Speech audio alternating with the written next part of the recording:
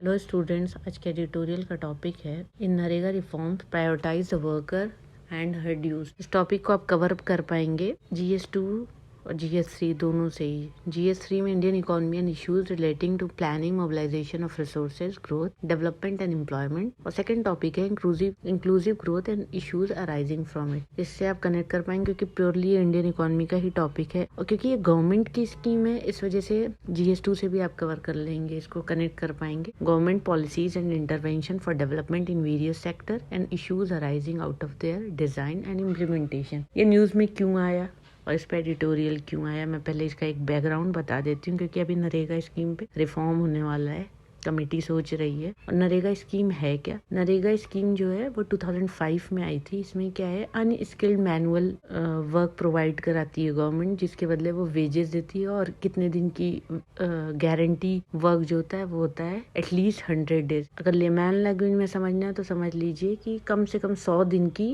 Unskilled, मतलब इसके लिए कोई स्किल्ड नहीं चाहिए, मैनुअल वर्क आपको करना आता है, जैसे खेती वेती का कोई काम है तो वो आपको मिल जाएगा और उसके बदले आपको पैसे मिल जाएंगे और एटलीस्ट 100 डेज की गारंटी ये स्कीम है, ठीक है। और ये ज्यादा गांव में ही है और एग्रीकल्चर सेक्टर के लिए ही है मोस्टली। गवर्नमेंट की बहुत सी स्कीम्स में रिफॉर्म होते हैं, तो ये नरेगा भी स्कीम कोई नया नहीं है, इसमें भी रिफॉर्म होने वाले हैं। लेकिन अगर कोई भी रिफॉर्म होता है तो उसको किस तरह से उसके लूप होल को फिल करना है और क्या क्या नई चीजें अडॉप्ट करना है वो देखना होता है। अगर एडमिनिस्ट्रेटिव सिस्टम में जो रिफॉर्म्स होते हैं तो एक अच्छे पर्पस के लिए होते हैं कि अब जो रिफॉर्म करके एक अच्छी जगह जाएंगे, वैसे ये नरेगा स्कीम का भी है। लेकिन एक रिफॉर्म करते हैं तो हम दूसरे किसी एक अलग रीजन की वजह से फिर हमारा एक स्मूथ पेस चल रहा होता है वो कहीं ना कहीं खराब हो जाता है। और ये चीज अगर हम देखें, हमारी जो गरीब स्टेट्स हैं वो ज्यादा स्ट्रगल कर रहे हैं, जो बेटर ऑफ स्टेट हैं, जो मतलब कंपैरेटिवली जो अच्छे स्टेट्स हैं जिनके पास ज्यादा पैसे हैं। और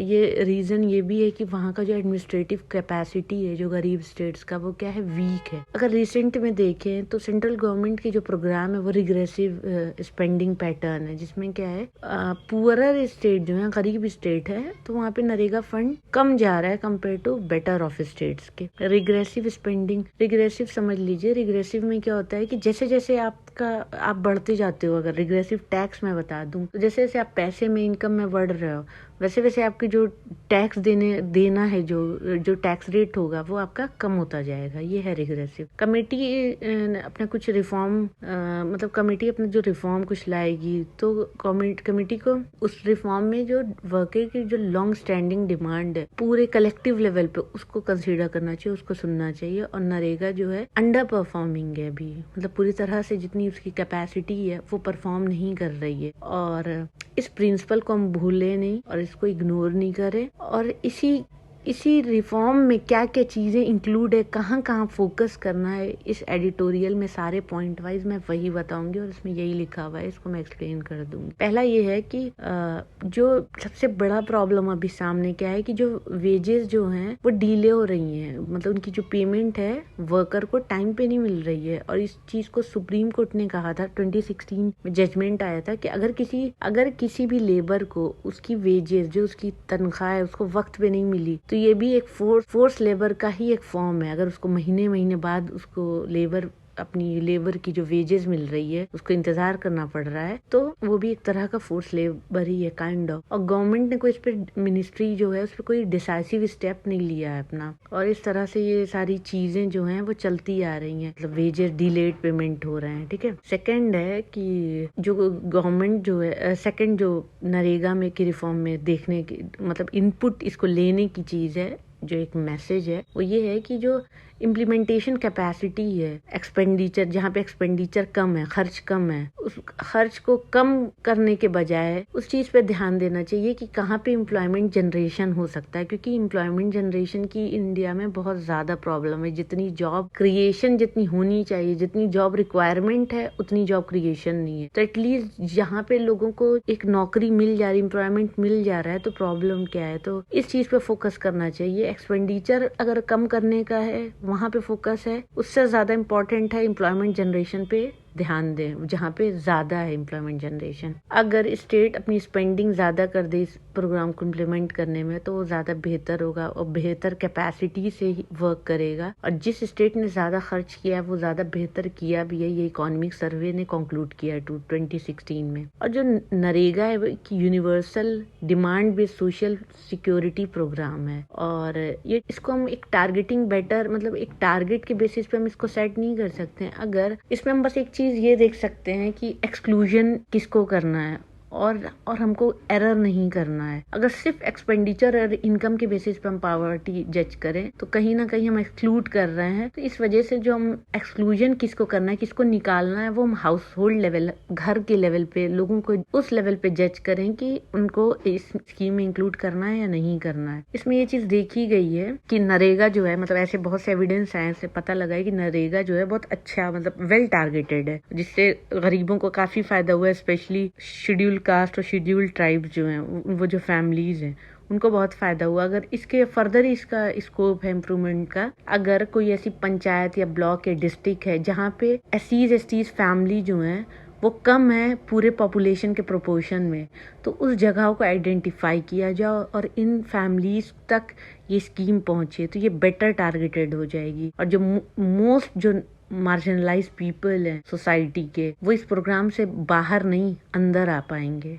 ठीक है। और वहीं पे अगर पंचायत एवरेज पर जो मतलब पैसे उनको देना चाहिए, जो नोटिफाइड जो वेज है उसको भी आइडेंटिफाई करे और उससे कम ना दे, उसको लोअर नहीं करे। ठीक है। तो यहाँ पे कहीं ना कहीं पूरे उसमें है कि जो मिनिमम वेज है वो प्रोवाइडेड होना चाहिए वर्कर्स को, और जो वर्क कंप्लीट कर रहे हैं उनको टाइम पे उनका पैसा मिल जाना चाहिए।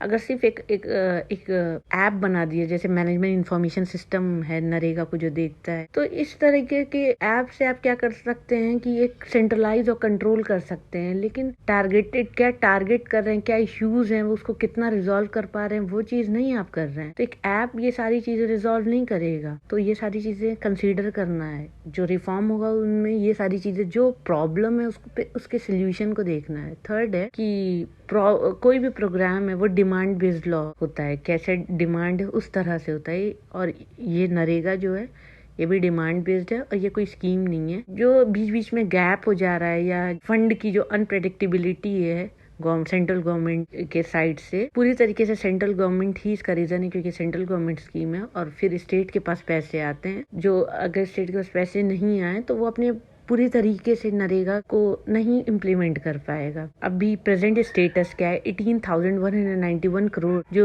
24 स्टेट्स हैं उनके पैसे सेंट्रल गवर्नमेंट के पास लाइबिलिटी की तरह है। मतलब इतना पेमेंट सेंट्रल गवर्नमेंट को 24 स्टेट्स को देनी है। तो इसमें जो पुअर परफॉर्मिंग स्टेट है उनके पास तो फंड्स भी नहीं है ज्यादा, तो वो इस तरह की स्कीम का बेटर इम्प्लीमेंटेशन ऑफ कोर्स नहीं कर पाएंगे।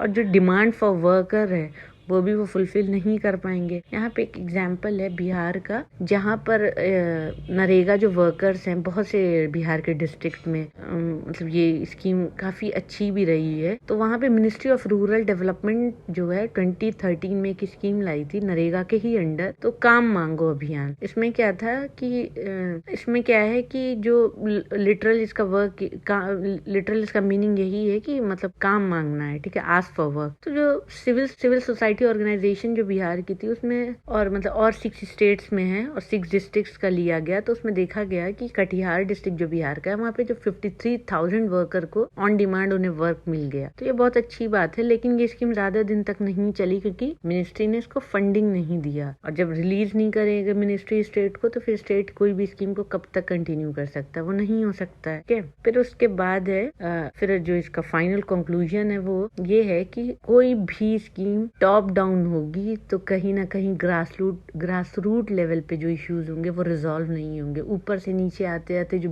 नीचे वालों की जो एक्चुअल जो इश्यूज है, रूट प्रॉब्लम क्या है, रूट कॉज क्या है उस प्रॉब्लम का, वो जब तक आइडेंटिफाई नहीं होगा तो सिचुएशन बेटर ऑफ नहीं होगी कितने भी रिफॉर्म्स आ जाए। तो वहाँ पे भी यही फोर्थ में ये है कि जो भी रिफॉर्म जो होने हैं, जो भी मतलब इन्हें रिफॉर्म करने हैं कमेटी को, उसमें क्या करें, जो लोग इस रिफॉर्म में इम्पैक्टेड जो होंगे, जो टारगेट हैं जिनके लिए स्कीम है, उनका भी पार्टिसिपेशन हो। क्योंकि नरेगा स्कीम ही आई थी, एक वाइब्रेंट पीपल का एक मूवमेंट था अक्रॉस इंडिया में, और एक ये उसी टाइम से ये एक पब्लिक अकाउंटेबिलिटी ज्यादा थी, जिसमें पब्लिक पार्टिसिपेशन की स्पिरिट थी और लोगों की जो डिमांड थी कहीं ना कहीं नीड को फुलफिल हुआ किया गया। तो गवर्नमेंट को, सेंट्रल गवर्नमेंट हो या स्टेट गवर्नमेंट हो, ये जो इनकी एम्प्लॉयमेंट गारंटी काउंसिल्स है उसमें एक कंसल्टेटिव प्रोसेस और होना चाहिए, एक फोरम बिल्ड करना चाहिए। और स्टेट का यहाँ पे एक बहुत इंपॉर्टेंट रोल हो जाता है कि सक्सेस है होगी या फेलियर होगी, क्योंकि एट द एंड इम्प्लीमेंटेशन किसी भी स्कीम का, नरेगा भी जो स्कीम है का स्टेट ही करेगा।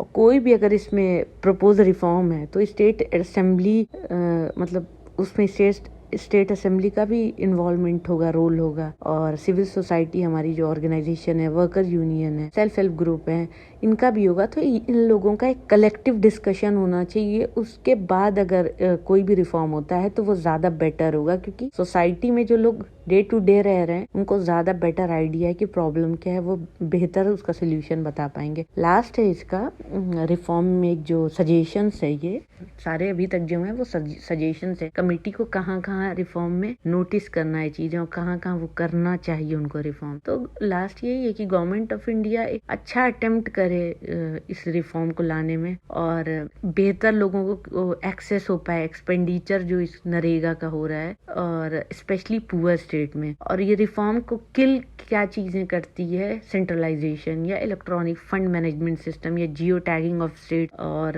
नेशनल मोबाइल मॉनिटरिंग सिस्टम जो NMMS है, ये मतलब इसका जो इम्प्लीमेंटेशन सही तरह से नहीं हुआ है वो एक रिफॉर्म के लिए किलिंग है। अगर देखा जाए इसमें एक स्टैटिक्स है, ऑलमोस्ट 3000 विमेन जो है नरेगा वर्कर मुजफ्फरपुर की, तो उन्होंने क्या किया, NMMS के अंडर एप्लीकेशन अपनी फाइल कर दी, लेकिन जो ऐप था वो फेल हो गया उनके अटेंडेंस कैप्चर करने के लिए कि वो उस दिन उन्होंने काम किया है। तो उनको उस दिन के वेजेस नहीं मिले, उनको तनख्वाह नहीं मिली। तो उन लोगों ने, वो जितनी फीमेल थी उन्होंने प्रोटेस्ट किया और वो विजिट किए बहुत से स्टेट। तो इन सारी चीजों का जो डिनाइल हो रहा है इस इंटायर, वो जिस चीज के लिए इंटाइटल्ड है अपनी वेजेस के लिए, तो सेंट्रल गवर्नमेंट इसके लिए अकाउंटेबल है, उसको डिनाइल नहीं करे, उसको मतलब जो भी इश्यूज हैं उसको रिजॉल्व करे। और ये टॉप डाउन रिफॉर्म जो होगा तो कहीं ना कहीं वो वर्कर की जो डिमांड होगी वो फुलफिल नहीं होगी टॉप डाउन पे। कभी भी टॉप डाउन होगा तो कहीं ना कहीं इश्यूज रह ही जाएंगे। और ये आर्टिकल जो है वो अपील है कमेटी को कि ये सारे कुछ बेसिक प्रिंसिपल्स हैं जो अभी डिस्कस हुआ है, मैंने किया है, और कुछ रिकमेंडेशंस हैं जो कंसीडर करे नरेगा के रिफॉर्म में अगर गवर्नमेंट, तो ये बहुत बेहतर होगा।